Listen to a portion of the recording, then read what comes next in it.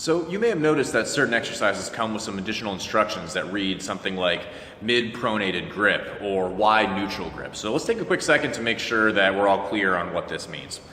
Now, there are two variables that we can manipulate when it comes to hand position on certain exercises. We have grip width, and then we have hand position.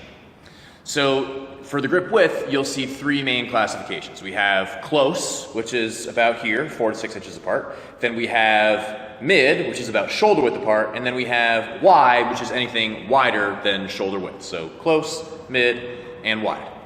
Now we also have different hand positions that we'll play around with. So pronated is an overhand grip. Neutral is palms in towards each other. And supinated is here, an underhand grip. Now, one thing that you can use if you get a little confused here, this is something that I and a lot of young coaches learned at some point in their career, is that when you carry a bowl of soup, you do it like this, underhand. Get it? Supinated. So with plenty of different exercises, particularly rowing exercises, you'll see all kinds of different combinations that we work with. So make sure that when you begin a set, that you check the notes to see if there's a particular grip that we want to be using. So for rowing exercises, pronated and supinated are pretty easy. Really, any long, flat bar will work just fine. You can get whatever you need. Neutral is a little trickier in that you have some specified handles. So a close neutral grip might look something like this, close neutral. And then a wide or mid-neutral grip looks more like this one.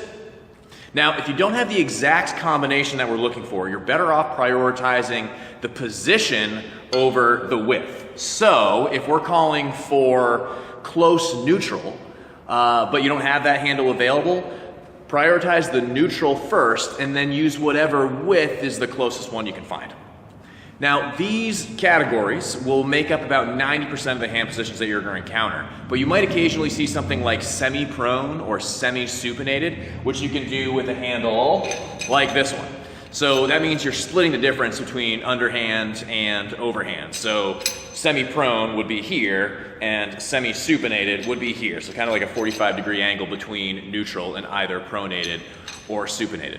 There's also some other fun stuff that you might encounter. So we have rope handles. So here's a double rope handle. Here's a single arm rope handle that you might encounter. We might even see stuff like a towel grip from time to time, which is fun if we're working on grip strength. Now, one final point on grip width. Be aware that with the demo videos that come with your workouts, they're not always going to match the grip width that's called for during your session.